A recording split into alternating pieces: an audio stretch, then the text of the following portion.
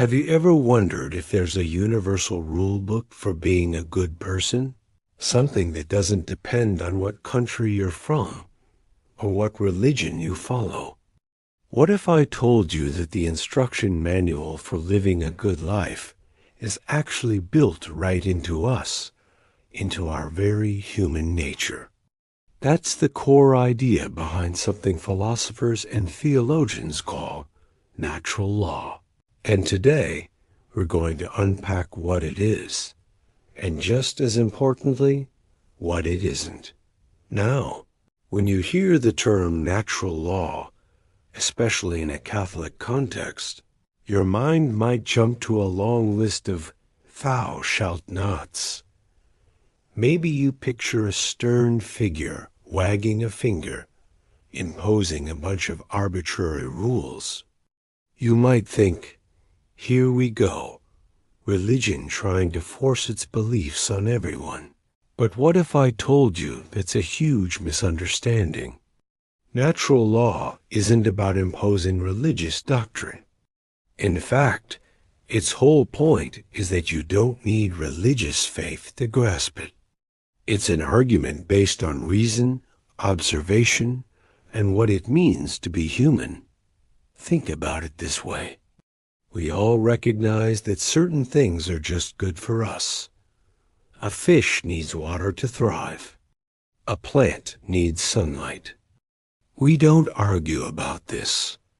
It's obvious from observing what a fish or a plant is. They have a nature, and certain conditions allow them to flourish according to that nature. Natural law simply applies this same logic to human beings. It asks, what are the conditions for human flourishing? What helps us become the best, most complete versions of ourselves? So the law part of natural law isn't like traffic laws written in a book. It's more like the laws of biology or physics. It's a description of how things work. Gravity works whether you believe in it or not. In the same way, natural law proposes that certain actions will lead to human well-being and others will lead to harm, simply because of the kind of creatures we are. We are rational beings. We are social beings. And we have a natural drive to live, to learn, to form communities, and to seek what is good. Let's break down this idea of human nature. We have a body, and so it's natural to value things that keep it healthy, like food, water, and safety. We don't need a holy book to tell us that poisoning our water supply is a bad idea. It's self-evidently destructive to our well-being. That's a basic natural law insight. We also have an intellect, a capacity to reason and seek truth. Therefore, things like education, knowledge, and honesty are good for us. Lying and ignorance stunt our intellectual growth. They go against our nature as rational creatures. Furthermore, we are social creatures. We aren't meant to live in total isolation. We form families, friendships, and societies. Because of this, actions that build trust and community, like loyalty, fairness, and compassion, are naturally good. Actions that destroy community like theft, murder, and betrayal are naturally bad. They undermine the very fabric of our social existence, which is essential for our flourishing. You can see this play out in every culture throughout history. While the specific customs might differ, you won't find a thriving society that celebrates random violence against its own members or praises dishonesty in all situations. There's a common moral grammar written into our shared humanity. This is why, from a Catholic perspective, when the Church talks about natural law, it's not saying, this is wrong because the Bible says so. It's saying, this is wrong because it goes against the very design of what it means to be a flourishing human being. The argument is accessible to anyone, of any faith or none at all. It's an invitation to a conversation, a shared project of reasoning together about how we can all live better lives.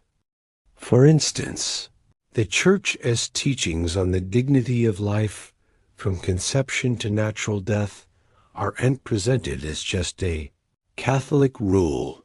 The argument is grounded in natural law, that as living beings, the preservation of life is our most fundamental natural inclination, and intentionally ending an innocent human life is a direct contradiction of that good. It's an argument about what it means to respect our shared nature. So, where does the confusion come from? Why do people think it's about forcing rules? Often, it's because natural law leads to conclusions that are unpopular or challenging in modern culture. When a natural law argument suggests that a certain popular behavior might actually be harmful to our long-term flourishing, it can feel judgmental. But the goal isn't to judge. It's to diagnose. If a doctor tells you that smoking is bad for your lungs, they aren't imposing a rule on you. They are pointing out a reality based on the nature of your body. Natural law tries to do the same for our moral and spiritual health. It's saying, hey, based on how we're designed, this path leads to fulfillment, and that path, while it might feel good for a moment, ultimately leads to dysfunction and unhappiness. Another key point is that natural law is the foundation for human rights. The idea that you have inherent dignity and rights simply because you are human, that's a natural law concept. Your rights don't come from a government or a king. They are unalienable because they are part of your nature. Governments can recognize those rights or violate them, but they don't create them.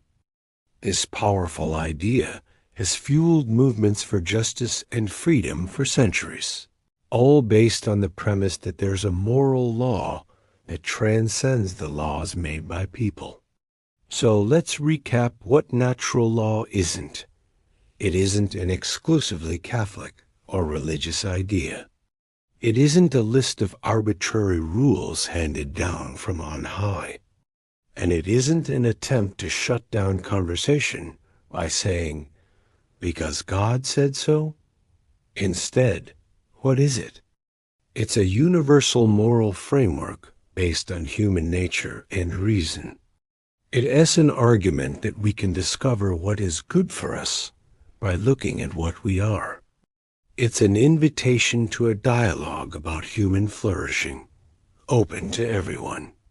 It's the basis for our fundamental human rights and our shared sense of justice. Thinking this way changes things. It means that when we disagree on moral issues, we don't have to just shout our opinions at each other. We can have a real conversation. We can ask, what does this action do to the person? What does it do to the community? Does it help us flourish, or does it cause harm? It shifts the focus from my beliefs versus your beliefs to a shared search for what is truly good for all of us. It's a call to use our reason to build a more just and humane world together. It's not about forcing rules. It's about discovering the path to becoming fully alive. Thanks for watching.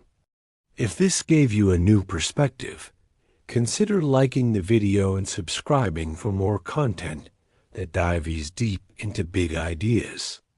Let me know your thoughts in the comments below. See you next time.